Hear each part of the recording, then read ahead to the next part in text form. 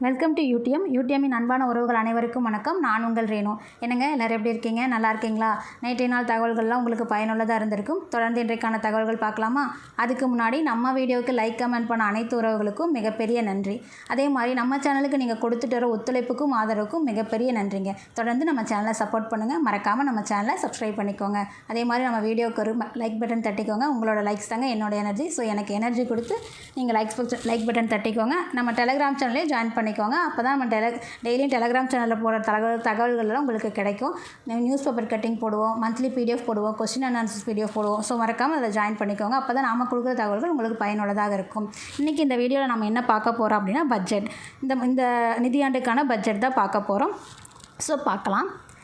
வருடாந்திர நிதிநிலை அறிக்கை. நமக்கு பட்ஜெட் அப்படிங்கிறது ஒன்று இந்திய அரசியலமைப்பில் கிடையாது. அந்த வார்த்தையே நமக்கு கிடையாது.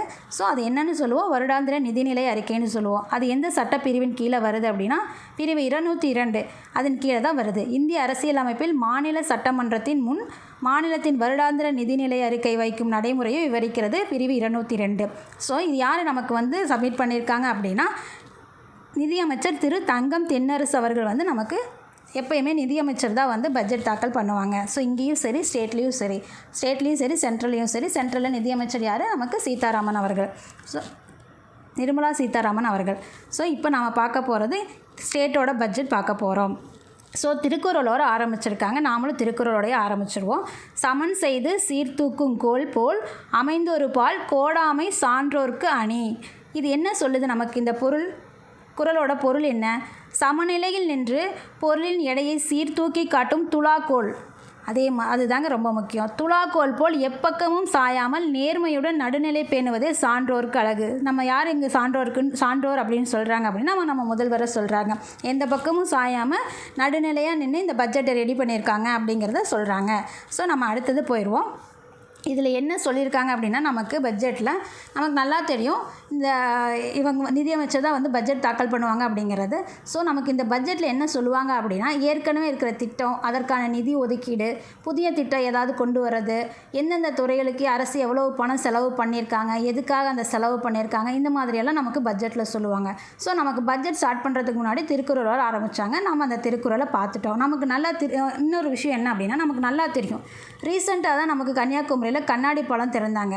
அப்போ தான் அங்கே இருக்கிற திருவள்ளுவர் சிலைக்கு பேரறிவு சிலை அப்படின்னு பெயர் சூட்டி டிசம்பர் மாதத்தோட இறுதி வாரத்தை ஆண்டுதோறும் திருக்குறள் வாரமாக கொண்டாடணும்னு முதல்வர் உத்தரவு போட்டிருந்தார். ஸோ நமக்கு திருக்குறள்னு ஒன்று சொல்லும் போது இதை பற்றி ஒரு விஷயத்தை சொல்லிடலாம் அப்படிங்கிறதுக்காக இந்த விஷயத்தை சொல்கிறேன். ஆண்டுதோறும் நாம் டிசம்பர் மாதத்தோட கடைசி வாரத்தை திருக்குறள் வாரமாக செலிப்ரேட் பண்ணுவோம். அதே மாதிரி நமக்கு திருவள்ளுவர் சிலைக்கு பேரறிவு சிலை அப்படின்னு பேர் வச்சுருக்கோம் அப்படிங்கிறதையும் நம்ம அந்த தகவல்களோடு நம்ம தெரிஞ்சுக்குவோம்.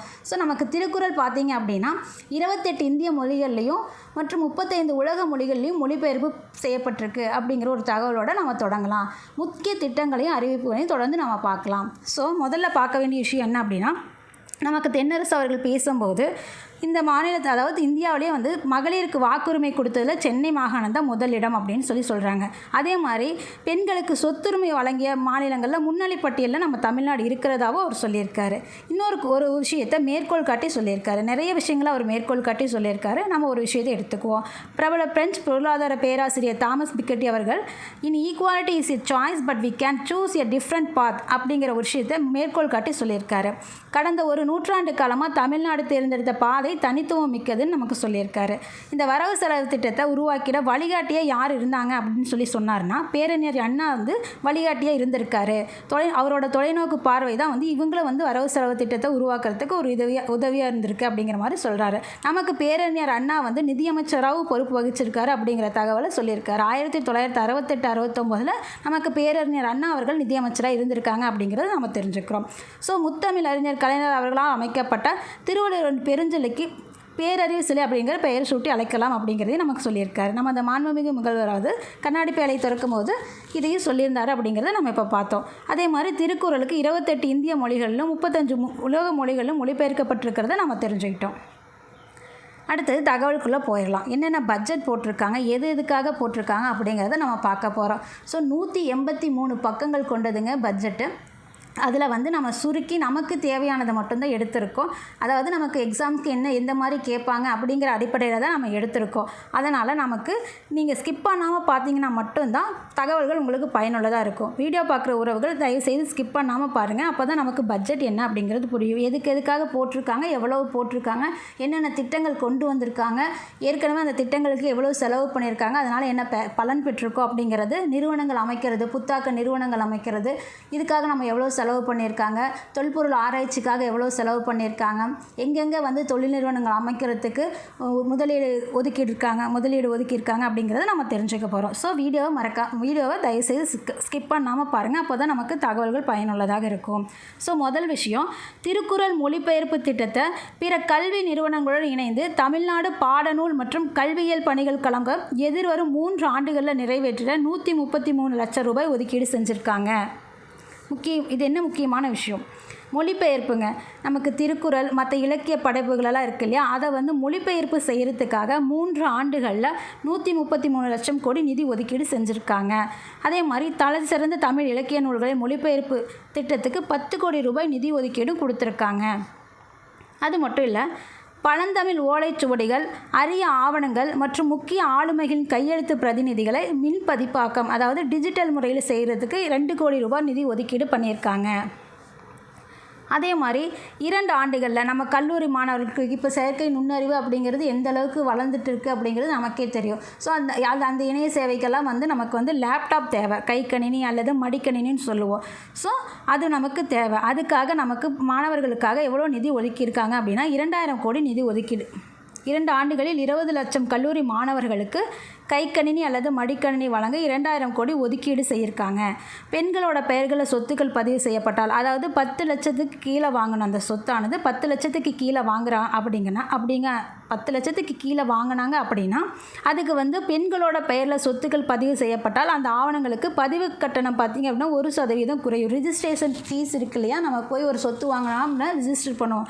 அதில் பார்த்திங்க அப்படின்னா 1% பெண்கள் பேரில் ரிஜிஸ்டர் பண்ணால், ஒரு சொத்து வாங்கி ஒரு காடோ விவசாய நிலமோ அசையாத சொத்துக்கள் ஏதாவது ஒன்று வாங்குகிறோம், ஒரு ஃப்ளாட்டோ வாங்குகிறோம் அப்படின்னா 10 லட்சத்துக்கு குறைவாக இருக்கணும்.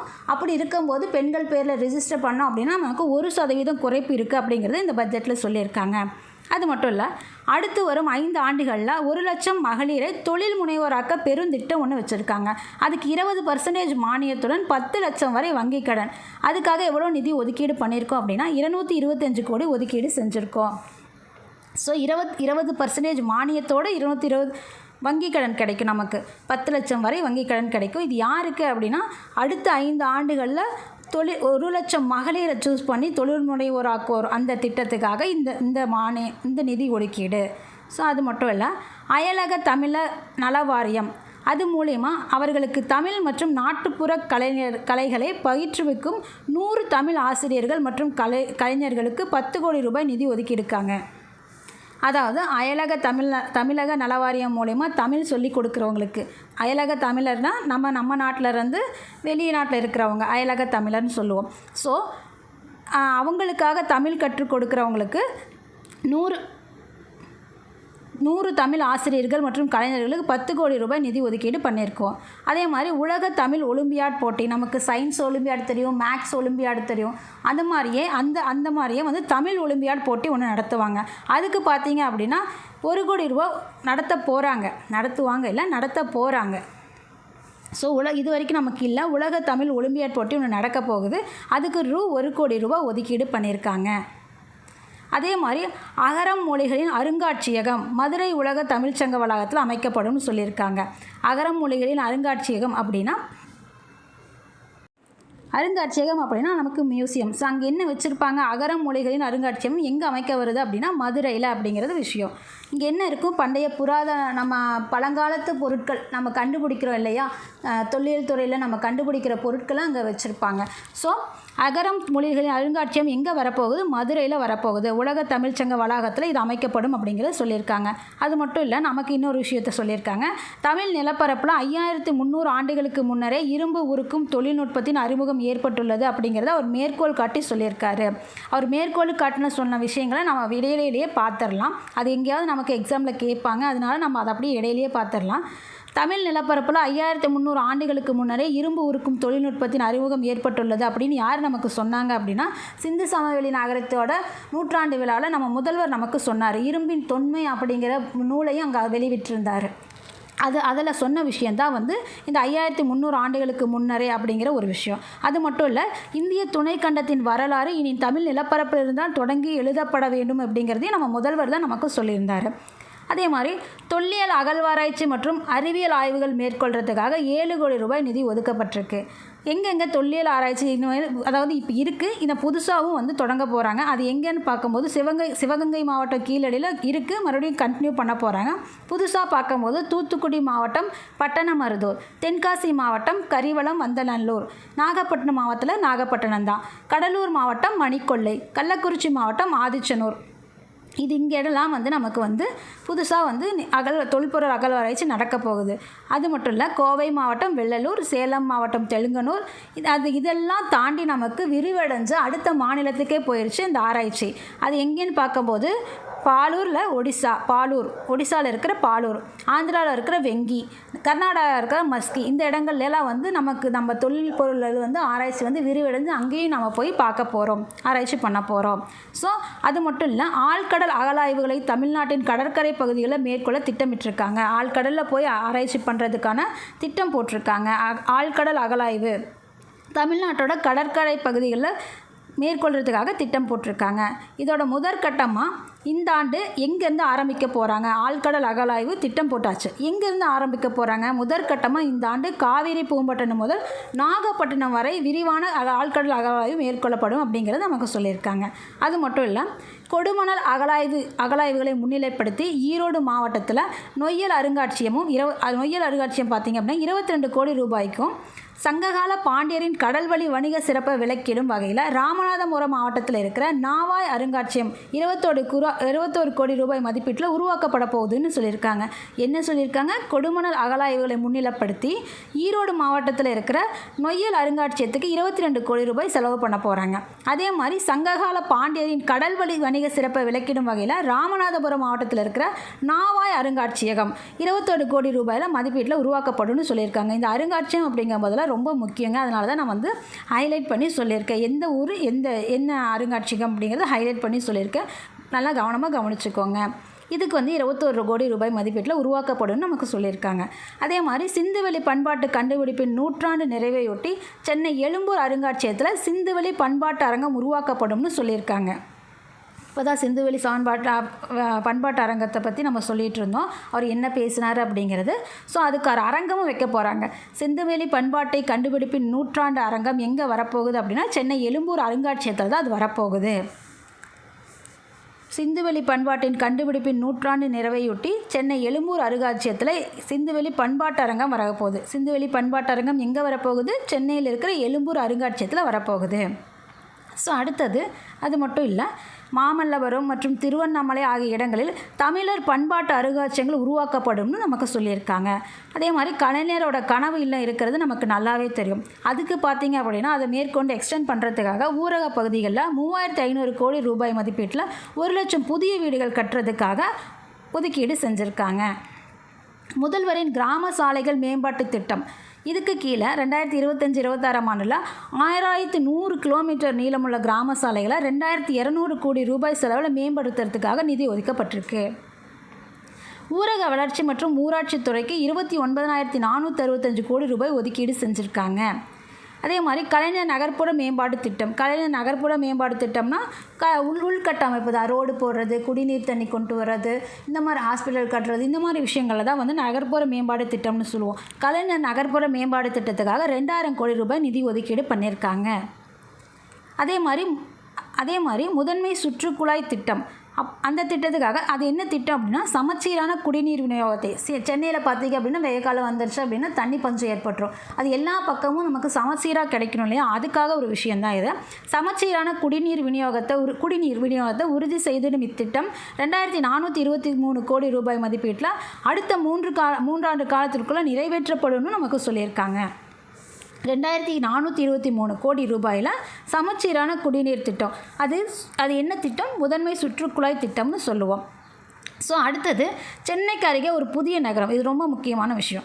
சென்னைக்கு அருகே ஒரு புதிய நகரம் சுமார் 2000 ஏக்கர் பரப்பில் உருவாக்கப்படும். ஏன்னா சென்னையில் வந்து எல்லா ஊரில் இருந்து வந்து வேலைக்கு வராங்க. ஸோ அங்கே வந்து மக்கள் தொகை அதிகமாக இருக்குது, இடப்பற்றாக்குறை ஏற்பட்டுருச்சு.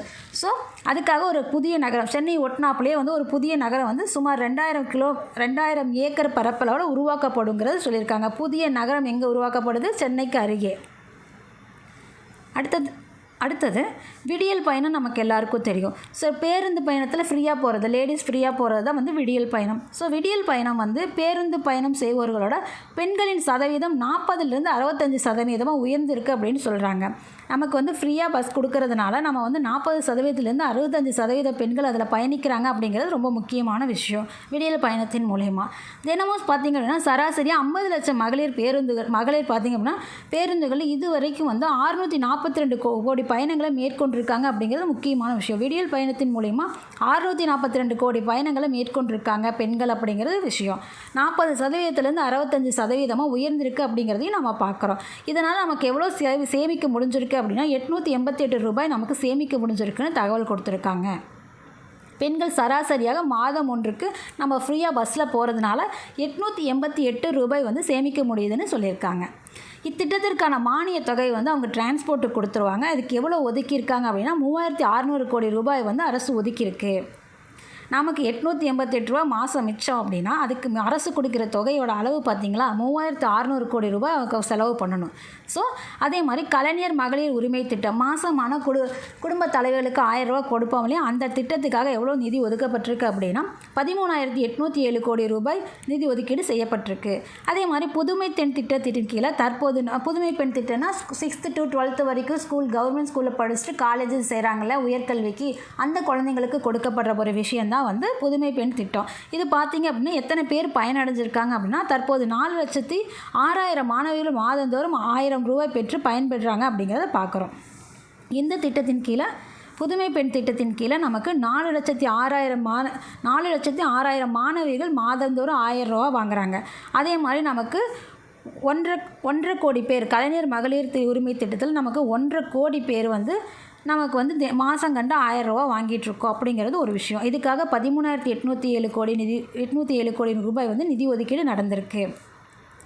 புதுமை பெண் திட்டத்தின் மூலயமா நமக்கு உயர்கல்வியில் சேரும் மாணவிகளோட எண்ணிக்கை பார்த்திங்கன்னா சென்ற கல்வியாண்டை விட இந்த கல்வியாண்டில் 19% அதிகரிச்சிருக்குன்னு சொல்கிறாங்க. ஸோ இதுக்கான நிதி ஒதுக்கீடு பார்த்திங்க அப்படின்னா 420 கோடி ரூபாய் நிதி ஒதுக்கீடு பண்ணியிருக்கோம். அதே மாதிரி மகளிர் சுய உதவி குழுக்கள் 4.76 இப்போ கரண்ட்டில் எத்தனை இருக்குது அப்படின்னா 4.76 லட்சம் மகளிர் சுய உதவி குழுக்கள் இருக்குது. இதை வந்து 10,000 சுய உதவி குழுக்களாக உருவாக்கப்படுறதுக்கு இலக்கு வச்சுருக்காங்க. சுய உதவி குழுக்களுக்கு 37,000 கோடி ரூபாய் அளவுக்கு வங்கி கடன் வழங்குறதுக்கும் இலக்கு வச்சுருக்காங்க. 4.76 லட்சம் மகளிர் சுய உதவி குழுக்கள் இப்போ கரண்ட்டில் இருக்குது. 10,000 வந்து உருவாக்குறதுக்காக இலக்கு வச்சுருக்காங்க. அதே மாதிரி 37,000 கோடி ரூபாய் அளவிற்கு வங்கி கடன் வழங்குறதுக்கும் இலக்கு வச்சுருக்காங்க மகளிர் சுய உதவி குழுக்கு. அதே மாதிரி நமக்கு தோழி பணிபுரியும் விடுதிகள் பற்றி இப்போ ரீசெண்டாக பார்த்துருப்போம், நமக்கு செய்திகளில் பார்த்துருப்போம், நாமளே வீடியோலையும் போட்டிருக்கோம். ஸோ அதுக்கு எவ்வளோ நிதி ஒதுக்கீடு பண்ணியிருக்காங்க. தோழி பணிபுரியும் விடுதிகள் அப்படின்னா லேடிஸ் வந்து பாதுகாப்பாக தங்குறதுக்கு அங்கே வந்து என்ன சொல்கிறது வைஃபை கேமரா இருக்கும், பாதுகாப்புக்கு செக்யூரிட்டி இருப்பாங்க, எல்லாம் என்ன சொல்கிறது அதோட உள்ளே போகும்போது வரும்போது நம்ம வந்து தம்ப்நெயில் ப்ரெஸ் பண்ணி தான் வந்து உள்ளே அட்டெண்டன்ஸே போட முடியும். அந்த மாதிரி வந்து நல்ல பாதுகாப்போடு இருக்குது. ஸோ அது வெற்றிகரமாக நமக்கு நடந்ததுனால மேற்கொண்டு வந்து 10 இடங்களில் 800 பெண்கள் பயன்பெறும் வகையில் 77 கோடி ரூபாய் மதிப்பீட்டில் தோழி விடுதிகள் கட்டப்படும் அப்படிங்கிறது நமக்கு சொல்லியிருக்காங்க. ஏற்கனவே 13 இடங்களில் 1303 மகளிர் பயன்பெறும் வகையில் வெற்றிகரமாக இயங்கி வருகின்றன தோழி பணிபுரியும் மகளிர் விடுதிகள். இப்போ மேற்கொண்டு 10 இடங்களில் 800 பெண்கள் பயன்பெறும் வகையில் 77 கோடி ரூபாய்க்கு தோழி பணிபுரியும் மகளிர் விடுதிகளுக்காக நாம் கொடுக்க போகிற நிதி பார்த்திங்க அப்படின்னா 77 கோடி ரூபாய் மதிப்பீட்டில் கட்டப்படும் அப்படிங்கிறது சொல்லியிருக்காங்க. அதே மாதிரி 3ஆம் பாலினத்தவர், நமக்கு திருநங்கைகள்னு சொல்லக்கூடாது இல்லையா, 3ஆம் பாலினத்தவர் தான் சொல்லணும். ஸோ 3ஆம் பாலினத்தவர்களுக்கு வந்து நல்வாழ்வுக்காக புதுமை பெண் மற்றும் தமிழ் பொது திட்டம், அவங்களும் உயர்கல்வி படிக்கிறவங்களா இருந்தால் அவங்களுக்கு அது அந்த திட்டத்தின் கீழே புதுமை பெண் திட்டமும் தமிழ் பொதுவன் திட்டமும் மாதம் 1000 ரூபா வாங்குறவங்களுக்கு, கவர்மெண்ட் ஸ்கூலில் படிச்சுட்டு காலேஜுக்கு போகும்போது மாதம் 1000 ரூபா வாங்குறவங்களுக்காக தான் அந்த திட்டம். ஸோ அந்த திட்டத்தை நமக்கு வந்து 3ஆம் பாலினத்தவர்களுக்கு கொடுக்கறதுக்கு இந்த நிதி ஒதுக்கீடில் அரசாணை சொல்லியிருக்காங்க. ஸோ மூன்றாம் பாலினத்தவர் நல்வாழ்விற்காக புதுமை பெண் மற்றும் தமிழ் பொதுவன் திட்ட வீரர்களுக்கு விரிவுபடுத்தப்படும் அப்படின்னு சொல்லியிருக்காங்க. அது மட்டும் இல்லை, அவங்களுக்கு உரிய பயிற்சிகள் வழங்கி ஊர்காவல் படையில் ஈடுபட திட்டமிடப்பட்டுள்ளதாகவும் சொல்லியிருக்காங்க. மூன்றாம் பாலினத்தவர்களுக்கு ஊர்காவல் படையில் ஈடுபடுத்த திட்டமும் போட்டிருக்காங்க. மூத்த குடிமக்கள் நலன். மூத்த குடிமக்கள்னால் நம்ம சீனியர் சிட்டிசன், வீட்டில் இருக்கிற பெரியவங்கள், அவங்கள வந்து ஆதரவு இல்லாமல் கொண்டு போய் நம்ம வந்து என்ன சொல்கிறது, முதியோர் இல்லத்திலலாம் தங்க வைப்பாங்க இல்லையா, அந்த மாதிரி ஒரு விஷயந்தான் நமக்கு கவர்மெண்ட் கொடுக்க போகிறாங்க. அன்பு சோலை மையங்கள், அவங்களுக்கு தேவையான வசதிகளை எல்லாம் செஞ்சு அன்பு சோலை மையங்கள் அப்படிங்கிறது அதுக்கு பேர். ஸோ மூத்த குடிமக்களோட நலனுக்காக 10 கோடி ரூபாய் நிதி ஒதுக்கீட்டில் 25 அன்பு சோலை மையங்கள் அமைக்கப்படுங்கிறது நமக்கு நிதி ஒதுக்கீட்டில் சொல்லியிருக்காங்க. அதே மாதிரி முதலமைச்சரின் காலை உணவு திட்டம் வாயிலாக தமிழ்நாட்டில் இருக்கிற 30,992 அரசு பள்ளிகளிலும் ஊரக பகுதிகளில் அமைந்துள்ள 3,995 அரசு உதவி பெறும் பள்ளிகளிலும் 1ஆம் வகுப்பு முதல் 5ஆம் வகுப்பு வரையிலும் 17.53 லட்சம் மாணவர்கள் இதுவரைக்கும் பயன்பெற்று வந்திருக்காங்க. முதல்வரோட காலை உணவு திட்டத்தின் மூலயமா நமக்கு 17.53 லட்சம் மாணவர்கள் பயன்பெற்று வராங்க. இதனால் இதுக்காக நமக்கு எவ்வளோ ஒதுக்கப்படுது அப்படின்னா 600 கோடி ரூபாய் நிதி ஒதுக்கீடு பண்ணியிருக்காங்க.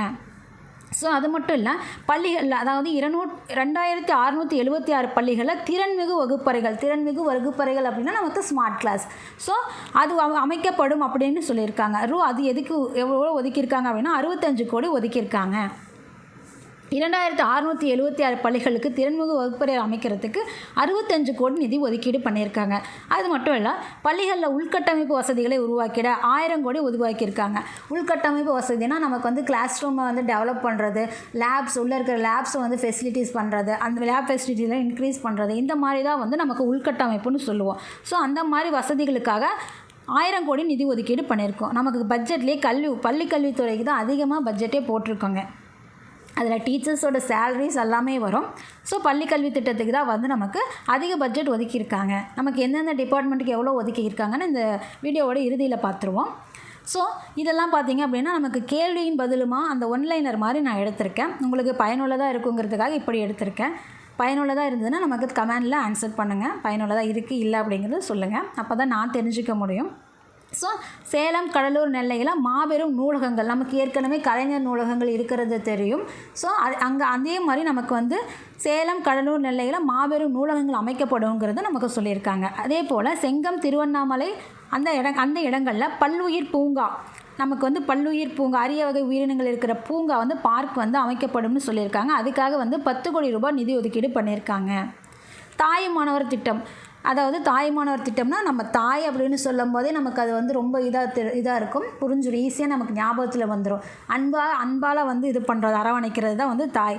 ஸோ அந்த மாதிரி தாய்மானவர் திட்டத்தின் மூலமா பெற்றோர் இல்லாத குழந்தைகளுக்கு மாதம் ரூ. 2000 உதவித்தொகை. ஏன்னா அப்பா அம்மா 2 பேரும் இறந்துட்டாங்க, அந்த குழந்தைகள் வந்து கார்டியன் வீட்டில் இருக்காங்க அப்படின்னா அவங்களோட படிப்பு எந்த விதத்துலையும் தடைப்பற்றக்கூடாது இல்லையா, அதுக்காக வந்து நம்ம முதல்வர் வந்து மாதந்தோறும் 2000 ரூபாய் நிதி ஒதுக்கீடு கொடுக்குறாங்க அந்த குழந்தைங்களுக்காக. 18 வயசு வரைக்கும் அவங்க வந்து ஸ்கூல் படிப்பை முடிக்கிற வரைக்குமே மாதம் அவங்களுக்கு 2000 ரூபா கொடுப்பாங்க. அதுக்கு மேலே அவங்க ஹையர் எஜுகேஷன் போகும்போது அதுக்கு அந்த திட்டத்தை பற்றி அதுக்குண்டான திட்டங்களை அவங்களுக்கு கொடுப்பாங்க அப்படின்னு இந்த பட்ஜெட்டில் சொல்லியிருக்காங்க. ஸோ தாய்மானவர் திட்டத்தின் மூலமா பெற்றோர் இல்லாத குழந்தைகளுக்கு மாதம் ரூ. 2000 உதவித்தொகை கிடைக்கும், 18 வயது வரை கிடைக்கும். ஸோ அதே மாதிரி நம்ம அண்ணா பல்கலைக்கழகம் நமக்கு தெரியும், அதாவது இன்ஜினியரிங் ஸ்டூடெண்ட்ஸோட கனவு அண்ணா பல்கலைக்கழகத்தில் சீட்டு வாங்கணுங்கிறது. அதுக்கு நமக்கு வந்து 190 கட் ஆஃப்க்கு மேலே வந்தால் தான் வந்து அந்த காலேஜில் நமக்கு சீட்டு கிடைக்கும். ஸோ அந்த காலேஜை நமக்கு வந்து ரேங்க் பிரிப்பாங்க, நேஷ்னல் லெவல் ரேங்க் இருக்குது, வேர்ல்டு லெவல் ரேங்க் இருக்குது. அந்த தரவரிசையை உயர்த்த போகிறாங்க, அண்ணா பல்கலைக்கழகத்தோட தரவரிசையை உயர்த்த போகிறாங்க. நேஷ்னல் லெவலில் இப்போ நமக்கு NIRF ரேங்கிங்னு சொல்லுவோம். NIRF ரேங்கிங்கில் நமக்கு வந்து இப்போ 11வது இடத்துல நமக்கு அண்ணா பல்கலைக்கழகம் இருக்குது. இதை பார்த்தீங்க அப்படின்னா QSன்னு சொல்லுவோம், வேர்ல்டு லெவலில் வந்து தரவரிசைப்படுத்தும் போது QS ரேங்கிங்னு சொல்லுவோம். QS ரேங்கிங்கை வந்து 150க்குள்ளே கொண்டு வரணும். உலக அளவில் எத்தனை காலேஜ் இருக்குது, ஸோ அந்த அடிப்படையில் பார்க்கும்போது 150க்குள்ளே நம்ம கொண்டு வரணும், அப்படிங்கிறத தரம் உயர்த்தணும் அப்படிங்கிறத நமக்கு சொல்லியிருக்காங்க. நமக்கு வந்து அண்ணா பல்கலைக்கழகம் பார்த்தீங்க அப்படின்னா நாட்டிலேயே சிறந்த கல்வி நிறுவனங்களின் தரவரிசையில் முதல் 10 இடங்களுக்குள்ளும் உலக அளவிலான QS தரவரிசை பட்டியலில் முதல் 150 இடங்களுக்குள்ளும் இடம்பெற செய்த உரிய செயல் திட்டம் வகுக்கப்படும்னு சொல்லியிருக்காங்க. நமக்கு அதாவது அண்ணா பல்கலைக்கழகம் வந்து எப்போ அண்ணா பல்கலைக்கழகமாக வந்ததுன்னா 1859க்கு அப்புறம் தான் அது அண்ணா பல்கலைக்கழகம். அதுக்கு முன்னாடி மெட்ராஸ் ஸ்கூல் ஆஃப் சர்வேன்னு இருந்துச்சு. Madras School of Survey. இதை வந்து 1859 தான் பொறியியல் கல்லூரியாக உருப்பெற்றது, அண்ணா பல்கலைக்கழகமாக உருப்பெற்றது அப்படிங்கிறது நமக்கு சொல்லியிருக்காங்க. அதே மாதிரி தொழில் ஆராய்ச்சி மற்றும் புத்தாக்க நிதியை உருவாக்கிட 25 கோடி நிதி ஒதுக்கீடு செஞ்சுருக்காங்க. தொழில் சம்பந்தமான ஆராய்ச்சிகள் அதுக்கான புத்தாக்க நிதியை உருவாக்குறதுக்காக 25 கோடி ஒதுக்கீடு பண்ணியிருக்காங்க. இதன் மூலம் தொழில் நிறுவனங்களும் உயர்கல்வி நிறுவனங்களும் இணைந்து செயலாற்ற வாய்ப்பு உருவாக்கப்படும் அப்படிங்கிறது சொல்லியிருக்காங்க. பெருந்தலைவர் காமராஜர், கல்வி கண் திறந்த கர்ம வீரர் காமராஜர் அவர்களோட பேரில் காமராஜர் கல்லூரி மேம்பாட்டு திட்டம் 300 கோடி ஒதுக்கீடு பண்ணியிருக்கு.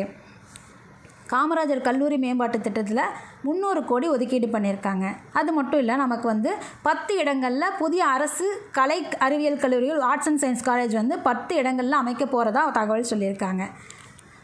பிரம்மாண்ட சென்னை அறிவியல் மையம் 100 கோடி ரூபாய் மதிப்பீட்டில் சென்னை பெருநகர வளர்ச்சி குழுமம் மற்றும் அரசு பங்களிப்புடன் உருவாக்கப்படும்.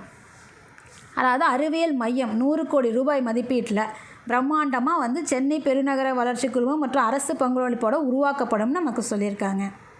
அறிவியல் மையம் 100 கோடி ரூபாயில். அதே மாதிரி தமிழ்நாட்டில் சென்னை மற்றும் கோவை இரண்டுலேயும் அடிப்படை அறிவியல் மற்றும் கணித ஆராய்ச்சி மையங்கள், சென்னையிலும் கோவையிலும் அடிப்படை அறிவியல் மற்றும் கணித ஆராய்ச்சி மையங்கள் Indian Institute of Science, Tata Institute of Fundamental Research போன்ற நாட்டின் புகழ்பெற்ற ஆய்வு நிறுவனங்களுடன் இணைந்து உருவாக்கிய 100 கோடி ரூபாய். இப்போ நம்ம பார்த்து இல்லைங்களா, அதுதான் இந்த விஷயம். 100 கோடி ரூபாய் திட்டம் போட்டாங்க அப்படின்னா அதுதான் இந்த விஷயம். தமிழ்நாட்டில் சென்னை மற்றும் கோவையில் அடிப்படை அறிவியல் மற்றும் கணித ஆராய்ச்சி மையங்களை, அதாவது Indian Institute of Science, Tata Institute of Fundamental Research போன்ற நாட்டின் புகழ்பெற்ற ஆய்வு நிறுவனங்களுடன் இணைந்து 100 கோடி ரூபாய் நிதி வழங்கப்படும்னு சொல்லியிருக்காங்க. இணைந்து உருவாக்கிற அறிவியல் மையம் உருவாக்கிறதுக்காக. அதே மாதிரி நான் முதல்வன் திட்டம், இத்திட்டத்தில் சுமார் இது வரைக்கும் 41.38 லட்சம் மாணவர்கள் வந்து பயன்படுத்தியிருக்காங்க. அது மட்டும் இல்லை, 1 லட்சம் ஆசிரியர்களுக்கும் உரிய பயிற்சி அளிக்கப்பட்டிருக்கு. இதனால் நமக்கு வந்து 1 லட்சம் மாணவர்களுக்கு வேலை வாய்ப்பு கிடச்சிருக்கு. நான் முதல்வன் திட்டத்தின் மூலயமா நமக்கு 1 லட்சம் மாணவர்களுக்கு வேலை வாய்ப்பு கிடச்சிருக்கு. 41.38 லட்சம் மாணவர்களும் 1 லட்சம் ஆசிரியர்களும் இதுக்கு வந்து பயிற்சி பெற்றிருக்காங்க அப்படிங்கிறத பார்க்குறோம். அதே போல் தமிழ் புதல்வன் திட்டம், அரசு பள்ளி மாணவர்களோட உயர்கல்வி சேர்க்கையை உயர்த்திடும் வகையில் இந்த திட்டத்தில் 3.80 லட்சம் மாணவர்கள் பயனடைஞ்சு வந்திருக்காங்க. தமிழ் புதல்வன் திட்டத்தின் மூலயமா எத்தனை பேர் பயனடைஞ்சாங்க, புதுமை பெண் திட்டத்தில் எத்தனை பேர் பயனடைஞ்சாங்க, கலைஞரோட மகளிர் உரிமை தொகைக்கு எவ்வளோ பயனடைஞ்சாங்க, இது எல்லாமே வந்து நம்ம வரிசையாக அந்த ஹைலைட் பண்ணி கொடுத்துருப்போம். நீங்கள் நோட் பண்ணிக்கோங்க, அப்போ தான் உங்களுக்கு பயனுள்ளதாக இருக்கும். உலக அரங்கில் சதுரங்க விளையாட்டு தலைநகராக தமிழ்நாடு விளங்குறது நமக்கு நல்லாவே தெரியும். உலக அரங்கில் சதுரங்க விளையாட்டின் தலைநகராக தமிழ்நாடு விளங்குகிறது. இதுவரை 2 உலக சாம்பியன்கள் இருக்காங்க. யாருன்னு நமக்கே தெரியும். நமக்கு வந்து ஒன்று விஸ்வநாதன் ஆனந்த் அவர்கள், இன்னொன்று வந்து குகேஷ் அவர்கள். ஸோ அவங்க 2 பேருமே நமக்கு உலக சாம்பியன் நம்ம தமிழ்நாட்டில் தான் இருக்காங்க. நமக்கு வந்து செஸ் தான் வந்து நம்ம தமிழ்நாட்டோட தலைநகரம் அப்படின்னு சொல்கிற அளவுக்கு, செஸ்ஸுக்கு தமிழ்நாடு தான் தலைநகரம்னு சொல்கிற அளவுக்கு அந்தளவுக்கு இங்கே செஸ் சாம்பியன்ஸ் எல்லாம் இருக்காங்க. 31 கிராண்ட் மாஸ்டர்கள் இருக்காங்க, தமிழ் மண்ணிலேருந்து உருவாகியுள்ளனர். ஸோ இந்த அளவுக்கு செஸ்ஸில் வந்து நம்ம வந்து ரொம்ப அட்வான்ஸ்டாக இருக்கோம், நம்ம வந்து ரொம்ப சக்ஸஸ்ஃபுல்லாக இருக்கோம். அப்படிங்கிறதுனால நமக்கு பள்ளி உடற்கல்வி பாடத்திட்டத்தில் சதுரங்க விளையாட்டை சேர்க்க போகிறாங்க. பள்ளி உடற்கல்வி பாடத்திட்டத்தில் சதுரங்க விளையாட்டை சேர்க்க போகிறாங்க. அதே மாதிரி நமக்கு எவரெஸ்ட் மலையேறவங்களுக்காக ஒரு ஊக்கத்தொகை ஒன்று கொடுக்க போகிறாங்க. மலை ஏறுறதுனா எவரெஸ்ட் ஏறுவோம் இல்லையா, எவரெஸ்ட் ஏறுறது, அதுக்காக ஒரு ஊக்கத்தொகை. உலகில் உயரமான எவரெஸ்ட் சிகரத்தில் ஏறி சாதனை புரியும் தமிழ்நாட்டை சார்ந்த வீரான்களுக்கு 10 லட்சம் ரூபாய் ஊக்கத்தொகை வழங்கப்படும் அப்படிங்கிறது சொல்லியிருக்காங்க. அதே மாதிரி 10 இடங்களில் புதிய அரசு தொழிற்பயிற்சி நிலையங்களும் 152 கோடி ரூபாய் செலவில் துவங்கப்படும் நமக்கு சொல்லியிருக்காங்க. 152 கோடி ரூபாயில் ஐடிஐ காலேஜஸ் எல்லாம் இருக்கும். புதிய அரசு தொழிற்பயிற்சி நிலையங்கள், அதுக்கு வந்து 110 இடங்கள் அமைக்க போகிறாங்க. நமக்கு ஆர்ட்ஸ் அண்ட் சயின்ஸ் காலேஜும் வந்து 10 இடங்கள் அமைக்க போகிறாங்க. ஐடிஐ காலேஜும் வந்து 10 இடங்கள் அமைக்க போகிறாங்க. ஸோ அடுத்தது இணையம் சார்ந்த தற்சார்பு தொழிலாளர்கள். அவங்க யார் நமக்கு, அதாவது நமக்கு வந்து ஸ்விக்கி, ஜொமேட்டோ, ஓலா அந்த மாதிரி பைக்கில் ட்ராவல் பண்ணி நமக்கு வந்து சர்வீஸ் பண்ணுறாங்க. நம்ம ஆன்லைனில் ஆர்டர் போடுறதை நமக்கு கொண்டு வந்து கொடுக்குறாங்க இல்லையா, அதுதான் வந்து இணையம் சார்ந்த தற்சார்பு தொழிலாளர்கள். அவங்களோட நல வாரியம், அதாவது கிக் ஒர்க்கர்ஸ் வெல்ஃபேர் போர்டு. இதுக்கு பார்த்திங்க அப்படின்னா 2000 தொழிலாளர்களுக்கு இருசக்கர மின் வாகனம், அதாவது ஸ்கூட்டர்னு சொல்லுவோம். 2000 தொழிலாளருக்கு ஸ்விக்கி, ஜொமேட்டோ இந்த மாதிரி இணையம் சார்ந்த தொழில் செய்கிறவங்களுக்கு, தற்சார்பு தொழில் செய்கிறவங்களுக்கு 2000 தொழிலாளருக்கு இருசக்கர மின் வாகனம் வாங்குறதுக்கு ஸ்கூட்டர்னு சொல்லுவோம். தலா 20,000 ரூபாய் மானியமாக வழங்கப்படும். 2000 தொழிலாளர்களுக்கு தலா 20,000 ரூபாய் மானியமாக வழங்கப்படும் திட்டம் ஒன்று தொடங்கப்பட போகுது, அறிமுகப்படுத்தப்படும்னு சொல்லியிருக்காங்க. அது அவங்களுக்கானது. அது மட்டும் இல்லை, அவங்களுக்கு ஒரு விபத்து காப்பீடு இதுவும் இருக்குது. 1.5 லட்சம் கிக் தொழிலாளர்களுக்கு விபத்து மரணம் மற்றும் இயலாமை இழப்பீட்டிற்கான குழு காப்பீடு திட்டம் அறிமுகப்படுத்தப்படுது. அதே போல் காஞ்சிபுரம் மாவட்டம் காரப்பேட்டையில் உள்ள அரசு அறிஞர் அண்ணா நினைவு புற்றுநோய் மருத்துவமனை மற்றும் ஆராய்ச்சி நிறுவனத்தை மாநில அளவிலான முதன்மை புற்றுநோய் மையமாக அறிவிக்கப்பட்டிருக்கு.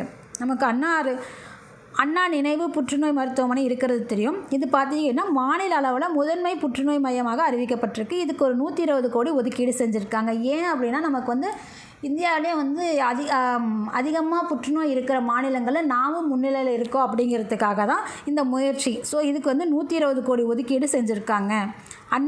அண்ணா மருத்துவமனையை புற்றுநோய் மருத்துவமனை ஆராய்ச்சி நிறுவனத்தை மாநிலத்தோட முதன்மை புற்றுநோய் மையமாக அறிவிச்சிருக்காங்க. 120 கோடி அதுக்கு. அதே மாதிரி நாட்டிலேயே தொழிற்சாலைகளில் பணிபுரியும் மொத்த பெண் தொழிலாளர்களை 41% தன்னகத்தை கொண்ட சிறப்பையும் தமிழ்நாடு பெற்றிருக்கு. இந்த நாட்டிலே பார்த்திங்க அப்படின்னா 41% பெண்கள் தமிழ்நாட்டில் தான் வேலை செய்கிறாங்க. பெண்கள் பார்த்திங்க அப்படின்னா 41% பேர் நம்ம தமிழகத்தில் வேலை செய்கிறாங்க அப்படிங்கிறது நமக்கு ஒரு தகவல். ஒன்றிய அரசின் நிதி ஆயோக் வெளியிட்ட ஏற்றுமதி தயார் நிலை குறியீட்டில் தமிழ்நாடு முதலிடம். நம்ம ஏற்றுமதி பண்ணுறதை எக்ஸ்போர்ட் பண்ணுறதுல நம்ம தான் முதலிடத்தில் இருக்கோம் அப்படிங்கிறது நிதி ஆயோக் வெளியிட்ட தகவலில் சொல்லியிருக்காங்க. அதை நமக்கு குறிப்பிட்டு சொல்லியிருக்காங்க.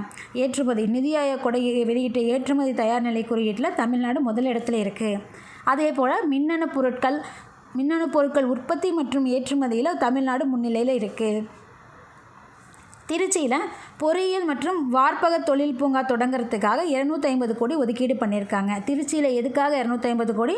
பொறியியல் மற்றும் வார்ப்பக தொழில் பூங்கா தொடங்கிறதுக்காக 250 கோடி. நிறைய தொழில் பூங்கா தொடங்க போகிறாங்க. நான் மறக்காமல் நோட் பண்ணிக்கோங்க, கன்ஃபியூஸ் ஆகிடாதீங்க.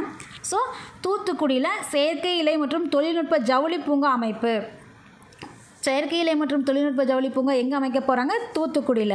அதே மாதிரி பொறியியல் மற்றும் வார்ப்பக தொழில் பூங்கா எங்கே அமைக்க போகிறாங்க? திருச்சியில். அது மட்டும் இல்லை, செமிகண்டக்டர் தொழில் பூங்கா எங்கே அமைக்க போகிறாங்க? சூலூர் பல்லடத்தில் செமிகண்டர் தொழில் பூங்கா அமைக்க போகிறாங்க. அதே மாதிரி தமிழ்நாடு செமிகண்டர் இயக்கத்துக்கு 2030க்குள்ளே ரூ. 500 கோடி நிதி ஒதுக்கீடு செய்ய போகிறாங்க. செமிகண்டக்டர் இயக்கத்துக்கு 2030ஆம் ஆண்டுக்குள்ளே ரூ. 500 கோடி நிதி ஒதுக்கீடு அப்படிங்கிறது சொல்லியிருக்காங்க. செமிகண்டக்டர் உயர்திறன் வடிவமைப்பு பரிசோதனை மையம் சென்னையில் 100 கோடி சென்னையில் அமைக்கிறதுக்காக 100 கோடி ஒதுக்கீடு. செமிகண்டக்டர் உயர்திறன் வடிவமைப்பு பரிசோதனை மையம் எங்கே அமைய உள்ளது அப்படின்னா சென்னையில். அதுக்கு ஒதுக்கீடு பார்த்திங்க அப்படின்னா 100 கோடி. அதே மாதிரி ஒசூரில் டைட்டில் பூங்கா 400 கோடிக்கு ஒதுக்கீடு செஞ்சுருக்காங்க. ஒசூர் நகரத்தை ஒட்டி உலகத்தரம் வாய்ந்த உள்கட்டமைப்பு வசதிகளோட ஒசூர் அறிவுசார் பெருவழித்தடம், அதாவது அறிவுசார் பெருவழித்தடம் எங்கே அமைய உள்ளது அப்படின்னா ஒசூர். அறிவுசார் பெருவழித்தடம் எங்கே அமைய உள்ளது? ஒசூர் நகரத்தை ஒட்டி உலகத்தரம் வாய்ந்த உள்கட்டமைப்பு வசதிகளுடன் ஒசூர் அறிவுசார் பெருவழித்தடம் அமைய உள்ளது ஒன்று அமைக்க போகிறாங்க அப்படின்னு சொல்லியிருக்காங்க. புதிய மினி டைட்டில் பூங்கா விருதுநகரில் வரப்போகுது. இதனால் நமக்கு 6600 இளைஞர்களுக்கு வேலை வாய்ப்பு கிடைக்கும்னு சொல்லியிருக்காங்க. அதே மாதிரி மேலூர், மதுரை, கடலூர் இங்கெல்லாம் பார்த்திங்கன்னா காலனி தொழில் பூங்கா, தோல் சாராத காலனி தொழில் பூங்கா அமைப்புக்கு 250 கோடி ஒதுக்கீடு செஞ்சுருக்காங்க. கள்ளக்குறிச்சி மாவட்டத்தில் காலனி திறன் பயிற்சி மையம் ஒன்று அமைக்கிறதுக்காக சிப்காட் நிறுவிடும் அப்படின்னு சொல்லியிருக்காங்க. காலனி திறன் பயிற்சி மையம் நமக்கு யார் நிறுவுவாங்க அப்படின்னா சிப்காட் நிறுவனம் நிறுவிடும் அப்படிங்கிறது தகவலாக சொல்லியிருக்காங்க. அதே மாதிரி நமக்கு ராமேஸ்வரம் நல்லா தெரியும், ஒரு சுற்றுலாத்தலம். நம்ம அப்துல் கலாம் ஐயா அவர்களோட நேட்டிவ். ஸோ அங்கே என்ன பண்ண போகிறாங்க அப்படின்னா புதிய விமான நிலையம் ஒன்று வரப்போகுது. புதிய விமான நிலையம் தமிழ்நாட்டில் எங்கே வரப்போகுது அப்படின்னு கேட்டால் ராமேஸ்வரம்.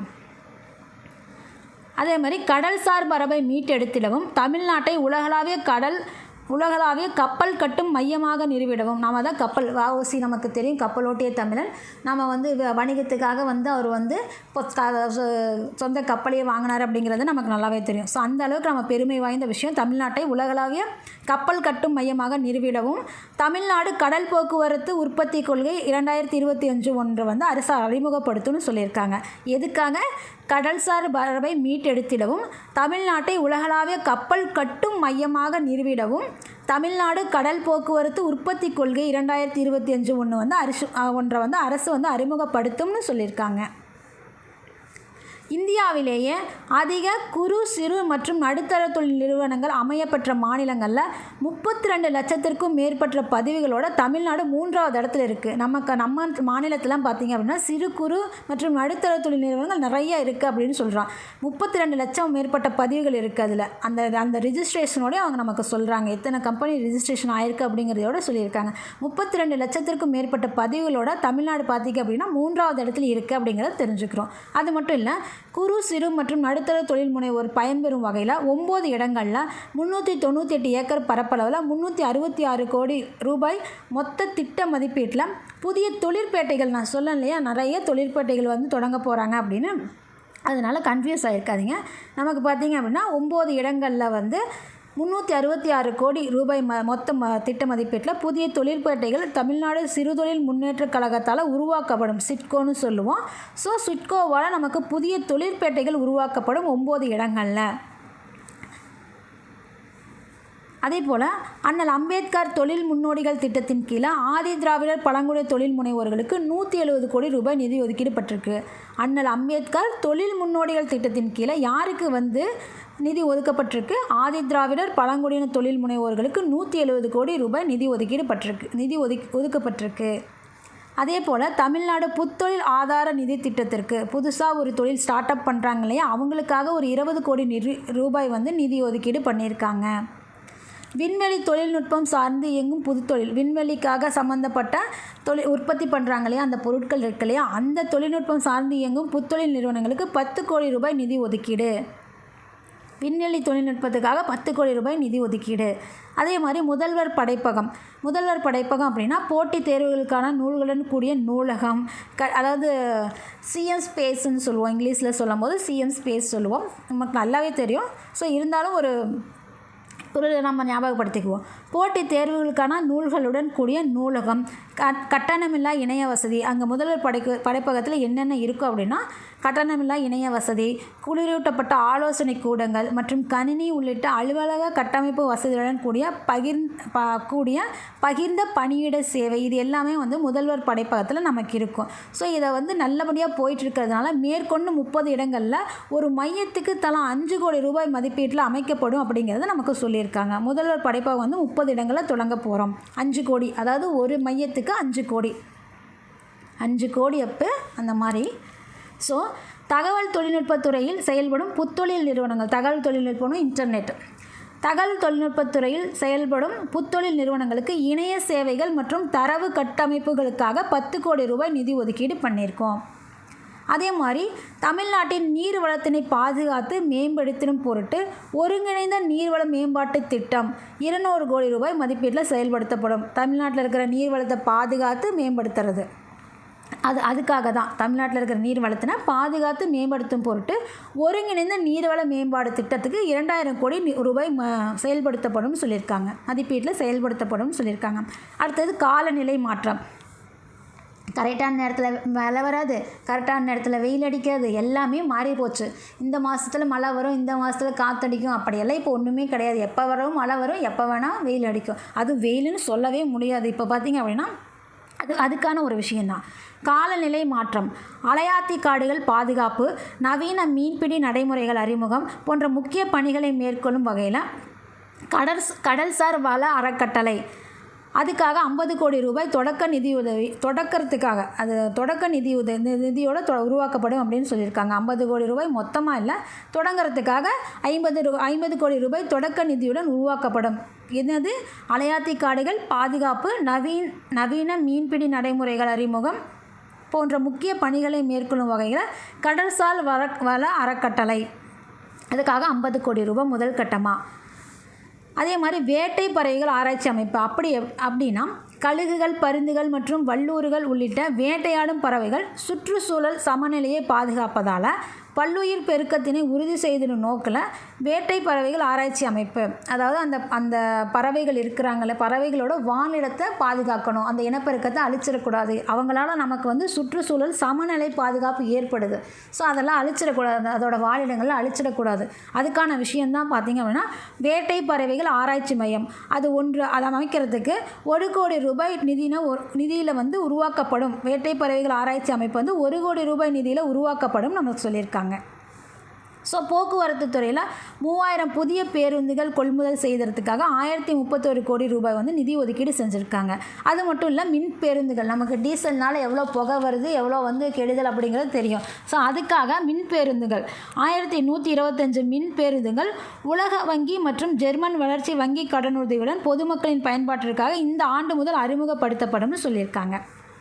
அதே மாதிரி ஆதி திராவிடர் மற்றும் பழங்குடியினரை தொழில் முனைவோராக உயர்த்துவதற்காக முதலமைச்சரின் சமூக பொருளாதார மேம்பாடு திட்டம். இது யாருக்கு? முதலமைச்சரின் சமூக பொருளாதார மேம்பாடு திட்டம் பார்த்திங்க அப்படின்னா ஆதி திராவிடர் மற்றும் பழங்குடியினரை சேர்ந்தவங்களுக்கு, அவங்கள வந்து தொழில் முனைவோராக மாற்றுறதுக்காக 75 கோடி ரூபாய் நிதி ஒதுக்கீடு பண்ணியிருக்கோம்.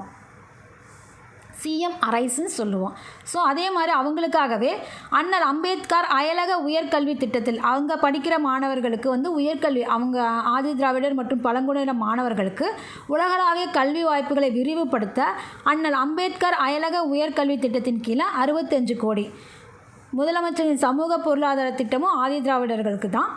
அண்ணல் அம்பேத்கரோட அயலக உயர்கல்வி திட்டமும் ஆதி திராவிடர்களோட தான், அதுக்கு 65 கோடி.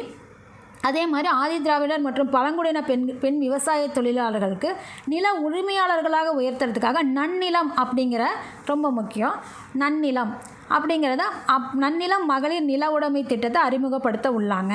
அதுக்கு 20 கோடி ரூபாய் நிதி ஒதுக்கீடு. இது எல்லாமே வந்து ஆதி திராவிடர் மற்றும் பழங்குடியினரை சேர்ந்தது. அந்தந்த திட்டமும் யாருக்காக கொடுக்கப்படுதுங்கிறதையும் நோட் பண்ணிக்கோங்க. சாதி பாகுபாடற்ற சமூக நல்லிணக்கத்தையும் சமூக ஒற்றுமையினையும் கடைபிடிக்கும் ஊராட்சிகளை, அதாவது எந்த சாதின்னு பார்க்காம சமூகமாக வச்சு பார்க்குறவங்களுக்காக ஒரு விருது. சமூக நல்லிணக்கத்தையும் சமூக ஒற்றுமையினையும் கடைபிடிக்கும் ஊராட்சிகளை ஊக்குவித்து கௌரவிக்கும் வகையில் தகுதி படைத்த 10 ஊராட்சிகளுக்கு தலா 1 கோடி ரூபாய் ஊக்கத்தொகையுடன் கூடிய சமூக நல்லிணக்க ஊராட்சிக்கான விருது. யாருக்கு கொடுப்பாங்க சமூக நல்லிணக்க ஊராட்சிக்கான விருது? அந்த சாதி பாகுபாடற்ற அந்த விஷயத்தை கடைபிடிக்கிறவங்களுக்காக, அந்த பஞ்சாயத்து ஊராட்சிக்காக கொடுக்கப்படுற ஒரு விஷயந்தான் வந்து சமூக நல்லிணக்க ஊராட்சி. தகுதி படைத்த 10 ஊராட்சிகளுக்கு கொடுப்பாங்க. தகுதி படைத்த 10 ஊராட்சிகளுக்கு சமூக நல்லிணக்க ஊராட்சி விருதுகள் வழங்கப்படும்னு சொல்லியிருக்காங்க. அதுபோலவே நாட்டின் பொருளாதாரத்தில் மிக முக்கிய பங்காற்றி வரும் கால்நடை வளத்தை அதிகரிக்கிறதுக்காகவும் அதன் மூலம் வேலை வாய்ப்புகளை பெருக்கிறதுக்காகவும் கால்நடை இனப்பெருக்க கொள்கை அப்படின்னு ஒன்று உருவாக்கப்படும் சொல்லியிருக்காங்க. கால்நடை இனப்பெருக்க கொள்கை எதுக்காக? கால்நடைகளோட வளத்தை அதிகரிக்கிறதுக்காகவும் அதன் மூலம் வேலை வாய்ப்பை பெருக்கிறதுக்காகவும் கால்நடை இனப்பெருக்க கொள்கை ஒன்று உருவாக்கப்படும் அப்படின்னு சொல்லியிருக்காங்க. தமிழ்நாட்டில் தொழில்நுட்ப ஜவுளி, டெக்னிக்கல் டெக்ஸ்டைல்ஸ்ன்னு சொல்லுவோம் இல்லையா, அந்த மாதிரி தொழில்நுட்ப ஜவுளிகள் உற்பத்தி மற்றும் அவற்றிற்கான முதலீடுகளை ஜவுளி நிறுவனங்கள் மேற்கொள்வதை ஊக்குவிக்கவும் தமிழ்நாடு தொழில்நுட்ப ஜவுளி இயக்கம் செயல்படுத்துறதுக்காக 15 கோடி ரூபாய் நிதி ஒதுக்கப்பட்டிருக்காங்க. தமிழ்நாடு டெக்னிக்கல் டெக்ஸ்டைல் மிஷனுக்காக 15 கோடி நிதி ஒதுக்கியிருக்காங்க. அதே போல் ராணிப்பேட்டையில் உள்ள தேசிங்கு ராஜா, இது எதுக்காக அப்படின்னா புராதன கட்டணங்களுக்காக 150 கோடி ரூபாய். புராதன கட்டணங்கள்லாம் நமக்கு என்னென்னு தெரியணும் இல்லையா, அதுக்காக தான் இதை எடுத்திருக்கேன். ராணிப்பேட்டையில் உள்ள தேசிங்கு ராஜா ராணி நினைவகம், கோவையில் தமிழ்நாடு வேளாண் பல்கலைக்கழக ஆராய்ச்சி நிலையம், திருச்சியில் ராணி மங்கம்மாள் கோட்டை வளாக அலுவலகங்கள், தூத்துக்குடி மாவட்டம் எட்டயபுரம் நகரில் மகாகவி பாரதியார் இல்லம் உள்ளிட்ட 17, இதோடு சேர்த்து இன்னும் நிறையா இருக்குங்க. 17 புராதன கட்டடங்களுக்கு 150 கோடி ரூபாயில் பழமை மாறாமல் புதுப்பிக்கப்படும்னு சொல்லியிருக்காங்க. நமக்கு புராதன கட்டடங்கள் என்னென்னு தெரியணுங்கிறதுக்காக இது சில விஷயங்களை நான் எடுத்திருக்கேன். 17 எடுத்தால் நமக்கு வந்து வீடியோ ரொம்ப லென்த்தாக போயிடும். அதுக்காக தனுஷ்கோடியில் பூனாரை பறவைகள் சரணாலயம் அமைக்கப்படும் சொல்லியிருக்காங்க. பூனாரை பறவைகள் சரணாலயம் எங்கே அமைக்கப்படும்? தனுஷ்கோடி. அதே மாதிரி காலநிலை மாற்றம்னு சொன்னாலே அதுதான். வெப்ப அலையினை மாநிலம் சார்ந்த பேரிடராக தமிழ்நாடு அரசு அண்மையில் அறிவிச்சிருக்குது. வெப்ப அலை நமக்கு புயல், காற்று, சூறாவளி இதை மட்டும் பேரிடர்னு இல்லை, வெப்ப அலையவே நமக்கு பேரிடராக தமிழ்நாடு அரசு அண்மையில் அறிவிச்சிருக்காங்க. அது நமக்கு தெரியும். ஸோ அது சார்ந்த ஒரு விஷயம். தமிழ்நாட்டில் வெப்ப அலையால் ஏற்படும் சுகாதார பாதிப்பு மற்றும் அது இப்போ கூட பார்த்தோம், கிட்னி டேயில், வேர்ல்டு கிட்னி டேயில் பார்த்தோம், வெயில் அதிகமாக யார் வேலை செய்கிறாங்களோ அவங்களுக்கு தான் கிட்னி பாதிக்கப்படுதுன்னு பார்க்குறோம். ஸோ அதுக்கான ஒரு திட்டம் தான் இது. வெப்ப அலையினை மாநிலம் சார்ந்த பேரிடராக தமிழ்நாடு அரசு அண்மையில் அறிவித்துள்ளது. தமிழ்நாட்டில் வெப்ப அலையால் ஏற்படும் சுகாதார பாதிப்பு மற்றும் உற்பத்தி திறன் இழப்பினை குறைப்பதற்காக தணிப்பு மற்றும் மீட்பு நடவடிக்கைகளை மேற்கொள்ள தமிழ்நாடு மாநில பேரிடர் மேலாண்மை நிறுவனத்துக்காக 50 கோடி ரூபாய் ஒதுக்கப்பட்டிருக்கு. தமிழ்நாடு மாநில பேரிடர் மேலாண்மை நிறுவனம் அப்படின்னா இந்த விஷயத்துக்காக அப்படின்னா வெப்ப அலைக்காக 50 கோடி ரூபாய் மதிப்பீட்டில் எங்கே அமைக்கப்படும்? சென்னையில். தமிழ்நாடு மாநில பேரிடர் மேலாண்மை நிறுவனம் எங்கே அமைக்கப்படும்? சென்னையில். அதுபோலவே வெள்ளிமலை ஆழியாற்றில் ரூ. 11,721 கோடியில் நீரேற்று மின் திட்டங்கள் அமைக்கப்படும். சென்னை குடிநீர் தேவைக்கு ரூ. 350 கோடியில் புதிய நீர்த்தேக்கம் எங்கு அமைக்கப்படும்? திருப்போரூர், செங்கல்பட்டில் அமைக்கப்படும்.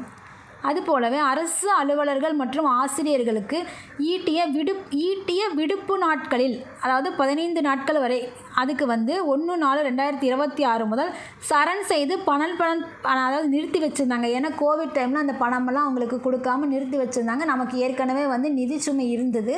அதை இப்போ அதை கோரிக்கையாக வச்சுட்டு இருந்தாங்க, அதை விடுப்பு பண்ண சொல்லி. ஸோ அதோட விஷயந்தான் இப்போ நடைமுறை மீண்டும் செயல்படுத்தப்படும்னு சொல்லியிருக்காங்க. அதை நிறுத்தி வச்சுருந்தாங்க கோவிட் டைமில். இப்போ நடைமுறை மீண்டும் செயல்படுத்தப்படும். அரசு அலுவலர்கள் மற்றும் ஆசிரியர்கள் ஈட்டிய விடுப்பு நாட்களில் 15 நாட்கள் வரை, அது 1/4/2026 முதல் சரண் செய்து, அது எப்போ இருந்து அமுலுக்கு வருது அப்படின்னா 1/4/2024 முதல் சரண் செய்து பணப்பலன் பெறுவதற்கான நடைமுறை மீண்டும் செயல்படுத்தப்படும். அதுதான் விஷயம். ஆல்ரெடி இருந்துச்சு, கோவிட் டைமில் ஸ்டாப் பண்ணியிருந்தோம். அதை 1/4/2024 முதல் மீண்டும் சரண் செய்யப்படும்னு சொல்லியிருக்காங்க. நம்ம தகவலோட இறுதிக்கு வந்துட்டோம். மொத்த பட்ஜெட் என்னென்னு பார்த்துடலாம். கல்விக்காக 55,261 கோடி ஒதுக்கியிருக்கோம். நகர்ப்புற வளர்ச்சிக்கு 34,396 கோடி ஒதுக்கியிருக்கோம். ஊரக வளர்ச்சிக்கு 29,465 கோடி ஒதுக்கியிருக்கோம். மக்கள் நல்வாழ்வுக்காக 21,906 கோடி. எரிசக்திக்காக 21,178 கோடி. நெடுஞ்சாலைகளுக்காக 20,722 கோடி. காவல்துறைக்காக 13,342 கோடி. போக்குவரத்துக்காக 12,965 கோடி. நீர்வளத்துக்காக 9,460 கோடி. சமூக நலன் அதுக்காக 8,597 கோடி. சிறு குறு நடுத்தர தொழில்களுக்காக 5,833 கோடி. எல்லா பக்கமும் நம்ம தொழில் பூங்கா தொடங்க போகிறோம். அதுக்காக ஆதி திராவிடர் பழங்குடியினர் நலனுக்காக 3,924 கோடி. அதே மாதிரி நமக்கு மாநிலத்தோட மொத்த வரி வருவாய், அதாவது 24-25 1,00,000 கோடியே 92,752. அதுபோலவே இந்த ஆண்டு 2025-26 கணிப்பீடு என்ன அப்படின்னு பார்த்தோன்னா, மாநிலத்தோட மொத்த வரி வருவாய் 2,20,895. ஸோ வருவாயோட செலவினம் பார்த்திங்க அப்படின்னா 3,00,000 கோடியே 73,204. நம்ம வீட்டில் போடுற மாதிரியே பட்ஜெட் இருக்குது. நம்ம வரவு ஒன்று இருக்குது, செலவு ஒன்று இருக்குது. அதே மாதிரி நமக்கு கடன் பார்த்திங்க அப்படின்னா எல்லாத்துக்கும் மேலே 9,00,000 கோடி கடனாக இருக்குது. ஸோ நமக்கு இன்றைக்கான தகவல்கள்லாம், இந்த பட்ஜெட் வீடியோ உங்களுக்கு பிடிச்சிருந்ததுன்னா லைக் பண்ணுங்கள், கமெண்ட் பண்ணுங்கள், ஷேர் பண்ணுங்கள். இந்த தகவல்கள்லாம் உங்களுக்கு பயனுள்ளதாக இருந்திருக்கும். தொடர்ந்து நாளைக்கான தகவல்கள் பார்க்கலாம். அதுவரை உங்களிடமிருந்து விடைபெறுவது உங்கள் ரேணு. நன்றி. நல்ல தகவல்களை நாளும் சிந்திப்போம், நாளை சந்திப்போம்.